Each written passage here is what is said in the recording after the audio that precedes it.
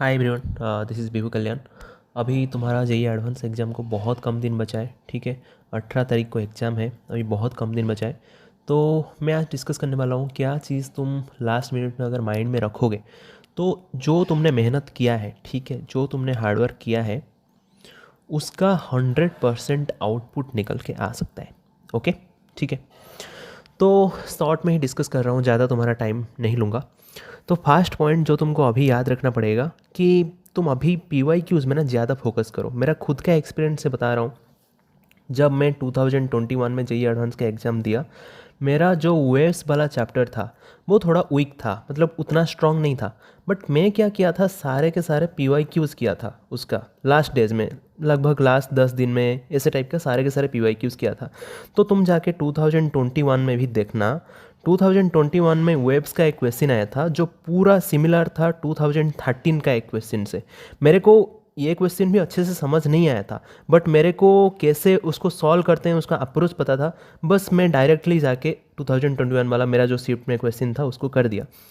ठीक है।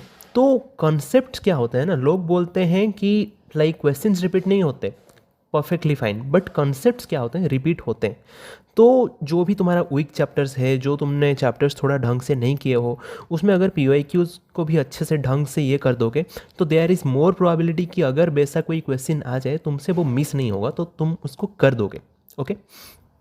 और एक चीज़ ये है कि क्वेश्चन पैटर्न को हमको समझना पड़ेगा। जेईई एडवांस में क्या होता है ना, जेईई एडवांस में क्या होता है, किसी को भी नहीं पता है क्वेश्चन का पैटर्न क्या आएगा। सिंगल करेक्ट आएगा या मल्टी चॉइस मल्टी करेक्ट आएगा, या तुम्हारा पैसेज टाइप का क्वेश्चन आ जाएगा, या तुम्हारा कॉलम ए कॉलम बी ऐसे करके मैचिंग टाइप का क्वेश्चन आ जाएगा, किसी को भी पता नहीं है।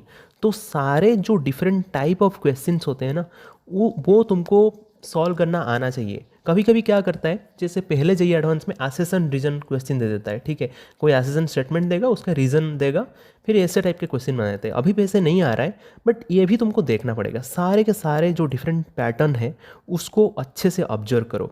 And special mention to multi choice multi correct question, इसको जैसे मैं एक शॉर्ट्स में भी बोला था, इसको अच्छे से सॉल्व करना। ओके, सेकेंड पॉइंट पे आते हैं। तो तुम क्या कर सकते हो, केमिस्ट्री को जितना ज़्यादा तुम रिवाइज करना है, इस बाकी जितना दिन बचे हैं उसमें कर लो। क्योंकि देखो, मैथ्स में तुम इतना मेहनत करोगे, मैथ्स में तुम एक क्वेश्चन को 10 मिनट दे के सॉल्व करोगे, तुमको वही 4 मार्क ही मिलेगा। ठीक है। और केमिस्ट्री में तुमको क्वेश्चन याद होगा, लाइक इनऑर्गेनिक केमिस्ट्री में वो रिएक्शन याद होगा, या फिजिकल केमिस्ट्री के वो फॉर्मूला याद होगा, या थोड़ा सा मैनिपुलेशन लगा के यहाँ पे भी तुम 4 मार्क पा सकते हो। ठीक है। इसीलिए केमिस्ट्री को क्या बोलते हैं, केमिस्ट्री तुम्हारा जो है ना, रैंक जो है वो बहुत ज़्यादा इंप्रूव करता है। एंड लास्ट डेज में तुम्हारा फोकस यही रहना चाहिए कि कैसे मेरा जो रैंक है, अगर मेरा अभी रैंक 2000 में एम कर रहा हूँ, कैसे वो इंप्रूव होकर 400-500 में चला जाए। ठीक है, केमिस्ट्री ही इसमें तुम्हारा हेल्प कर सकता है। जैसे इनऑर्गेनिक केमिस्ट्री में तुम क्या है, जो भी तुम्हारा नोट्स है, जो भी तुमने शॉर्ट नोट्स बना के रखे हो, उसमें जाओ, उसमें P ब्लॉक अच्छे से रिवाइज करो, क्या क्या इसमें रिएक्शंस है, क्या क्या ऑर्डर्स है, अगर कोई रिएक्शन हो रहा है उसका कॉलर क्या प्रोड्यूस हो रहा है, ये सब देखो। D&A ब्लॉक भी अच्छे से रिवाइज करो। सॉल्ट एनालिसिस में 2 पार्ट आते हैं, जैसे एनायन होता है एंड कैटायन होता है। ठीक है, ये बहुत इंपॉर्टेंट चीज़ है। ये हालांकि ये बहुत बड़ा चैप्टर है। तो मैं क्या कर रहा था, मैं लास्ट स्टेज में क्या कर रहा था, सॉल्ट एनालिसिस, जैसे मैं जेईई एडवांस के एक दिन पहले भी बस इसी को ही पढ़ रहा था। एंड इसमें 3-4 क्वेश्चन पक्का आएंगे, 3-4 क्वेश्चन पक्का आएंगे। एंड मेरा सारे क्वेश्चन सही हुआ था इसमें। कैसे? क्योंकि मैं बार बार रिवाइज कर रहा था, तो मेरे को याद रह गया था कि हाँ, ये रिएक्शन होगा तो ये प्रोडक्ट होगा, ये रिएक्शन होगा तो ये प्रोडक्ट होगा। तो इसको बहुत अच्छे से तुमको करना पड़ेगा। ठीक है। कोऑर्डिनेशन कंपाउंड में भी तुम्हारा जो लिगेंड्स होते हैं, मेटल लिगेंड बॉन्डिंग कैसे होता है एंड ऑल, वो भी अच्छे से अंडरस्टैंडिंग होना चाहिए। और बहुत सारे चीज़ इसमें रिमेंबर भी करना पड़ेगा। बेसिकली लास्ट स्टेज में क्या होता है ना, हम पैनिक मोड में आ जाते हैं। अगर पैनिक मोड में हम आ गए तो बहुत सारा चीज़ जो रिमेंबर करके हम रखते हैं तो वो भूलना स्टार्ट हो जाता है। तो इसलिए मैं बोल रहा हूँ, बहुत अच्छे से केमिस्ट्री को रिवाइज करो, क्योंकि केमिस्ट्री ही एक चीज़ है जो तुम्हारा रैंक को इम्प्रूव कर सकता है। अगर तुम्हारा रैंक 10,000 आ रहा है तो ये 3,000 में भी उसको पहुंचा सकता है, अगर तुम्हारा केमिस्ट्री ढंग से है। फिजिकल केमिस्ट्री में क्या करना है, फिजिकल केमिस्ट्री में तुमको जैसे लाइक एटॉमिक स्ट्रक्चर में जो इलेक्ट्रॉन डेंसिटी का जो सब ग्राफ है ना स्कॉडिंजर वेव इक्वेशन में, वो सब अच्छे से तुमको आना चाहिए कि 2p में कैसे होना चाहिए, 3s में कैसे होना चाहिए ग्राफ, वो सब अच्छे से आना चाहिए तुम्हें, ठीक है। और बाकी जितना भी फॉर्मूलाज है थर्मोडायनेमिक्स का, आयनिक इक्विलिब्रियम का, इलेक्ट्रोकेमिस्ट्री का, उसका अच्छे से अंडरस्टैंडिंग एंड और एक बार अगर रिवाइज करोगे तो ये चीज़ भी आ जाएगा। हालांकि ऑर्गेनिक केमिस्ट्री में यहाँ पर लिखने को भूल गया हूँ। ऑर्गेनिक केमिस्ट्री में तुमको क्या करना है, ऑर्गेनिक केमिस्ट्री में जो जीओसी का जो ऑर्डर्स होते हैं, जैसे इंडक्टिव इफेक्ट का ऑर्डर है, तुम्हारा रिजोनेंस इफेक्ट का ऑर्डर है, आइसोमर्जिम में न्यूमैन प्रोजेक्शन, सॉहर्स प्रोजेक्शन, ये सब अच्छे से, इसका बेसिकली क्या करता है ना, लोग भूल जाते हैं, तो इसीलिए इसको अच्छे से तुम देख लो। रिएजेंट का फंक्शन, जो डिफरेंट रिएजेंट्स होते हैं, जैसे NaBH4 होता है, ठीक है, LiLH4 होता है, तो ये दोनों तो रिड्यूसिंग एजेंट है। फिर इसमें फंक्शनलिटी में क्या डिफरेंस आता है, वो सब अच्छे से एक बार रिवाइज कर लेना, ठीक है। तो ये सेकंड पॉइंट में बात हो गया।